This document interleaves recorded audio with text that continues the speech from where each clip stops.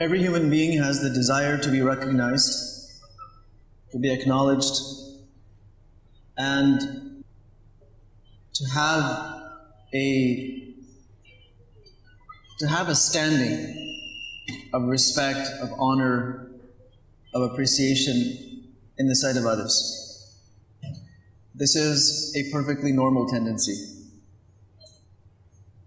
However, sometimes this tendency becomes so strong that a person is constantly looking for an experience where they're being appreciated, they're being acknowledged, and they're getting the message from all around them that you are very much liked and loved and adored by all.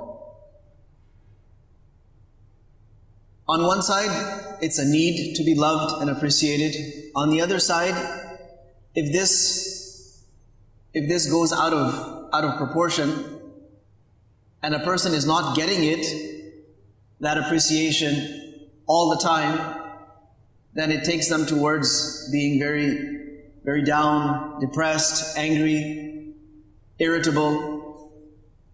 The Prophet ﷺ taught us how to deal with these tendencies. Once he was sitting with his companions and a person entered the masjid. The Prophet ﷺ asked, "What do you think about this person? What do you know about this person?" They said, "This is a very prominent man. If he were to propose to get married, it would be very easy for him to get married. If he were to be absent from a gathering, right away his absence would be noted and he would be looked for. And if he were to speak up, he would be listened to." So who is this? This is the profile of somebody who is very popular, well-known, well-respected, influential. After some time, another person walked into the masjid. The Prophet ﷺ asked them, "What do you know about this person?" So they said, "Well, he's from the lesser known people, not very popular, not very influential. If he were to propose to a family to marry their daughter, there's a good chance that his proposal would not be accepted.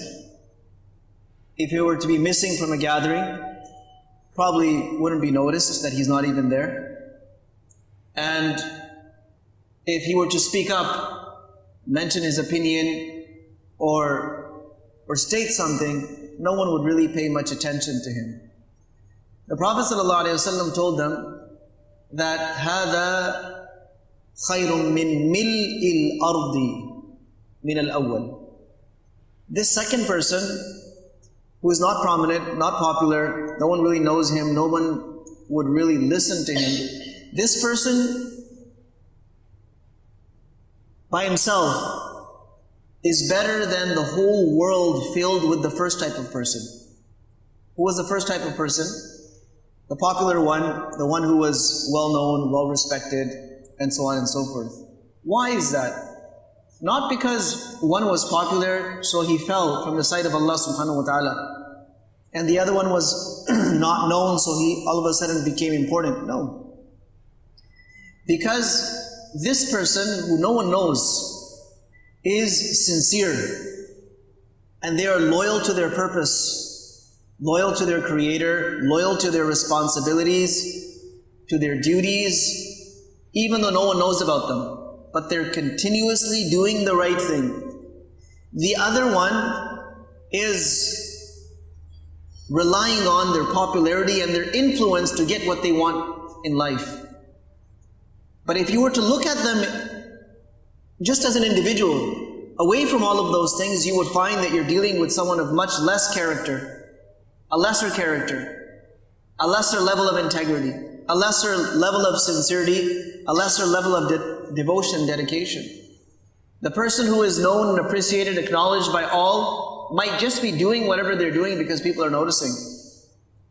And the moment people stop noticing, then they'll also stop doing those things. Or maybe they're doing it so that people validate them. Or maybe they're doing it for whatever reason it is, but people have always something to do with what this person decides. What people think has a great deal to do with what this person does or does not do, as opposed to the second person who just does the right thing consistently, even though no one really cares.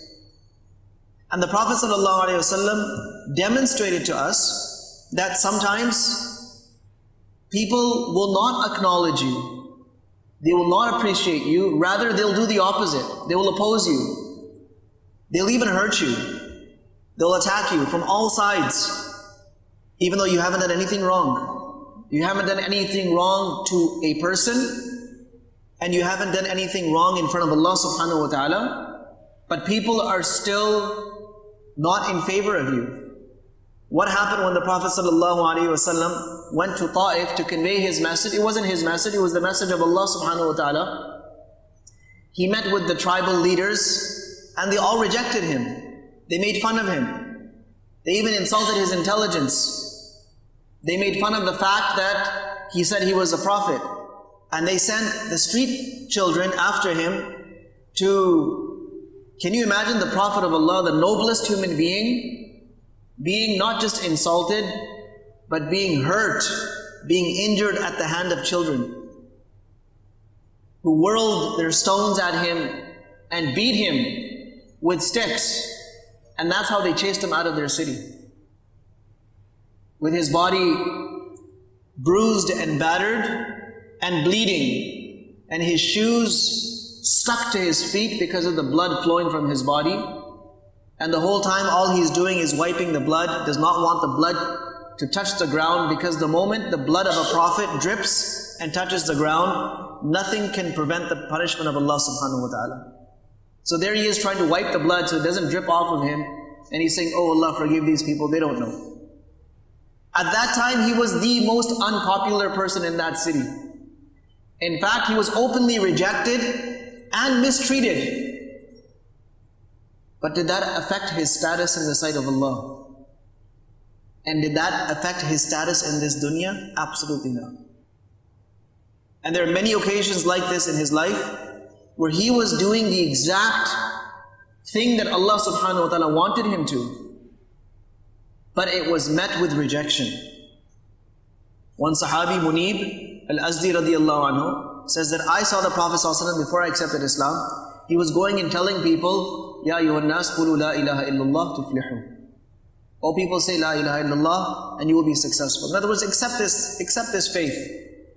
Now he was already a noble person. People knew of his nobility, people knew of his character, people knew of his graceful personality, how kind, how generous, how trustworthy he was. All of that was known. But when he conveyed this message, how did they respond? Some people responded by spitting in his face. Other people responded by picking up handfuls of dirt and throwing it at him. And other people responded by swearing and cursing at him. Did he stop his work? He did not stop his work. He continued to do it, even though he was insulted in the process. He was hurt in the process, but he continued to do it. Once he was out in the marketplace, inviting towards Allah subhanahu wa ta'ala. His own uncle Abu Lahab had a stick, and he was beating him across the calves with his stick and telling people, oh people, don't listen to my nephew, he's insane. How the Prophet ﷺ showed us and demonstrated to us that this life is not about always being validated by other people.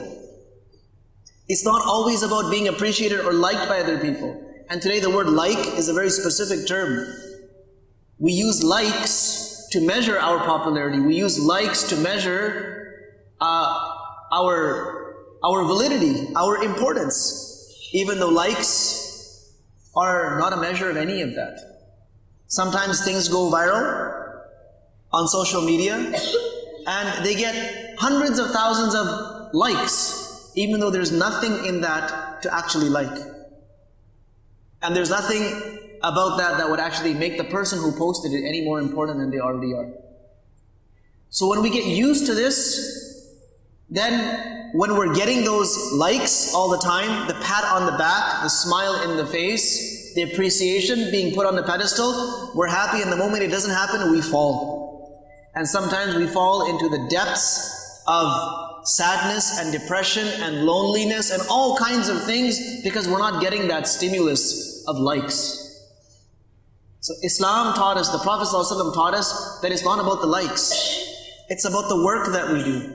It's about the responsibilities that we fulfill. It's about the integrity of our character, whether someone knows us for that or nobody in the world knows us. That's why the first step in spirituality is to erase oneself. A person cannot recognize the ma'rifah, the recognition of Allah subhanahu wa ta'ala, until they first diminish their own self-importance. It's not me, it's not about me, this is about Allah subhanahu wa ta'ala. And that's a topic for another day.